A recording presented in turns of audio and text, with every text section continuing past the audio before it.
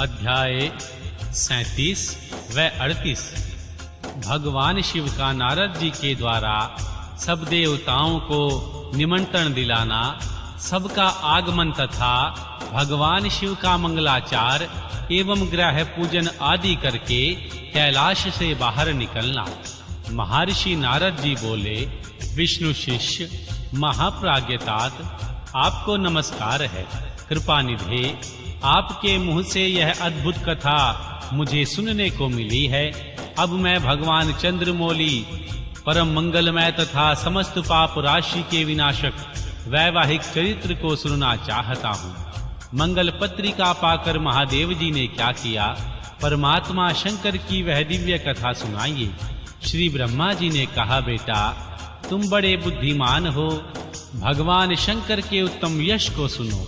मंगल पत्रिका पाकर भगवान शंकर ने जो कुछ किया वह बताता हूँ।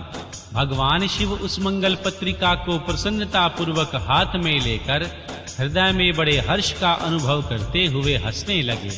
फिर उन भगवान ने उसे लाने वालों का सम्मान किया। तत्पश्चात उसे बाँच कर विधि पूर्वक स्वीकार किया। इसके बाद हिमाचल के यहाँ से आए हुए लोगों को बड़े आदर सम्मान के साथ विदा किया। तदनंतर मुनियों ने कहा, आप लोगों ने मेरे शुभ कार्य का भली भांति संपादन किया। अब मैंने विवाह स्वीकार कर लिया है, अतः आप लोगों को मेरे विवाह में आना चाहिए।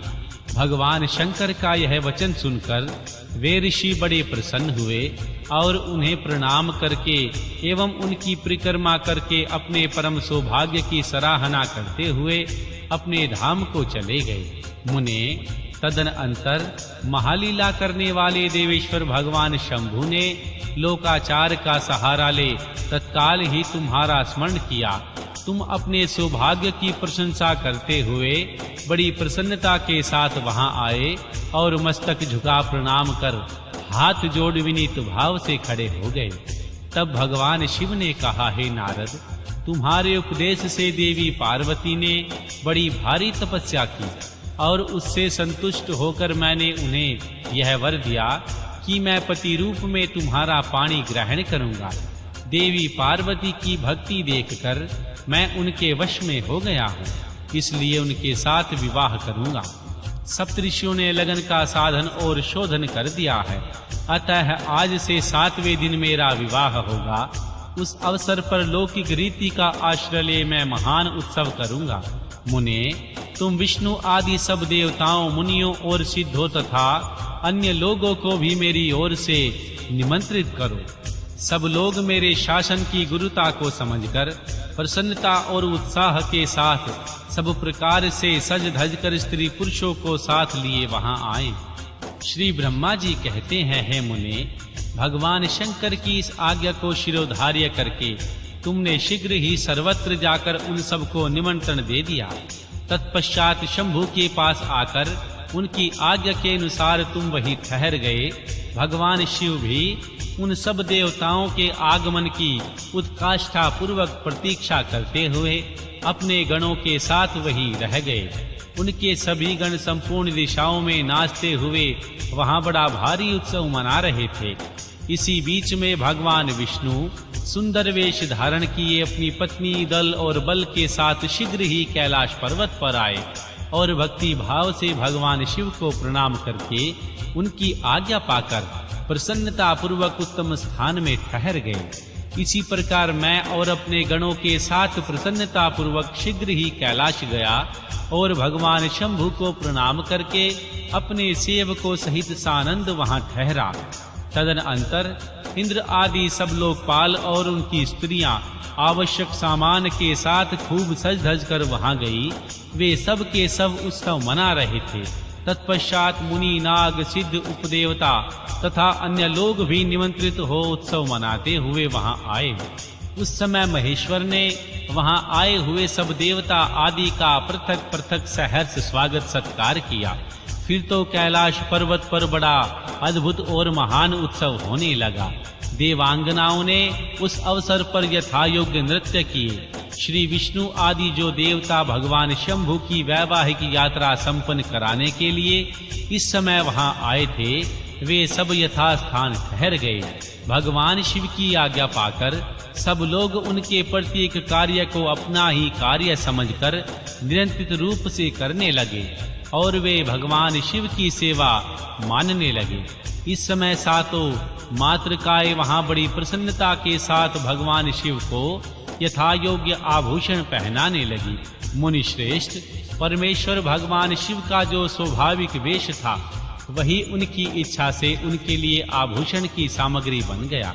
उस समय चंद्रमा स्वयं उनके मुकुट के स्थान पर जा विराजे।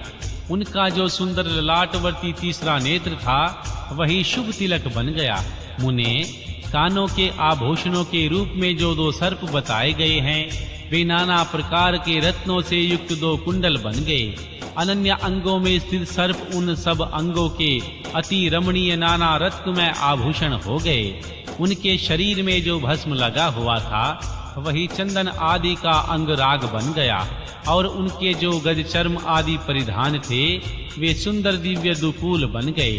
इस प्रकार उनका रूप इतना सुंदर हो गया, उनका वर्णन करना कठिन है। वे साक्षात ईश्वर तो थे ही, उन्होंने पूरा ऐश्वर्य प्राप्त कर लिया।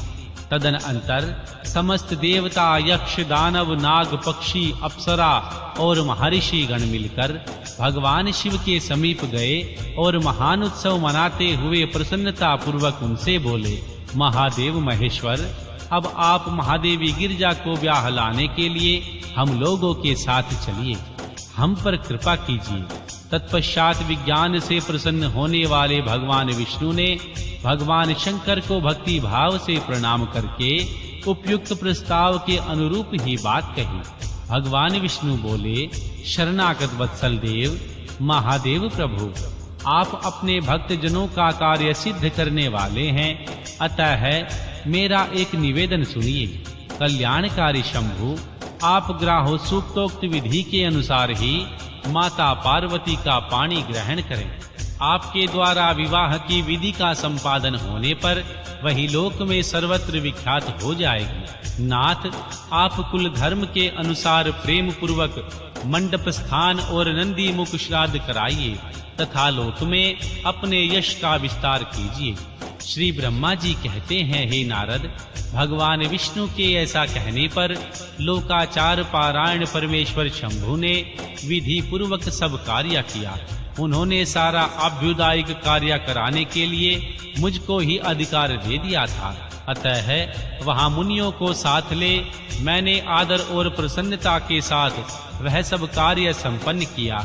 महामुने, उस समय कश्यप, अत्रि, गौतम, वशिष्ठ, भृगुरी, गुरु, काण्व, बृहस्पति, शक्ति, जमद, अग्नि, पराशर, मार्कंडे, शिलापाक, अरुणापाल, आकृतश्रम, अगस्त्य, च्यवन, गर्ग, शिलाद, दधीचि, उपमन्यु, भारद्वाज, अकृतव्रण, पीपलाद, कुशिक, कोत्स तथा शिष्यों सहित व्यास, ये और दूसरे बहुत से ऋषि जो भगवान शिव के समीप आए थे, मेरी प्रेरणा से विधि पूर्वक वहां अभ्युदयिक कर्म करने लगे। वे सब के सब वेदों के पारंगत विद्वान थे, अतः वेदोक्त विधि से वैवाहिक मंगलाचार करके ऋग्वेद, यजुर्वेद और सामवेद के विविध उत्तम सूक्तों द्वारा महेश्वर की रक्षा करने लगे। उन सब ऋषियों ने बड़ी प्रसन्नता के साथ बहुत से मंगल कार्य कराए। मेरी और शंभु की प्रेरणा से उन्होंने विघ्नों की शांति के लिए प्रीति पूर्वक ग्रहों का और समस्त मंडलवर्ती देवताओं का पूजन किया। वह सब लौकिक वैदिक कर्म यथोचित रीति से करके भगवान शिव बहुत संतुष्ट हुए और उन्होंने प्रसन्नता पूर्वक ब्राह्मणों को प्रणाम किया। तदनंतर वे सर्वेश्वर महादेव देवताओं और ब्राह्मणों को आगे करके उस गिरिश्रेष्ठ कैलाश से हर्ष पूर्वक निकले। कैलाश से बाहर जाकर देवताओं और ब्राह्मणों के साथ भगवान शंभु, जो नाना प्रकार की लीलाएं करने वाले हैं, सानंद खड़े हो गए। उस समय वहां महेश्वर के संतोष के लिए देवता आदि ने मिलकर बहुत बड़ा उत्सव मनाया। बाजे बजे तथा गान और नृत्य हुए।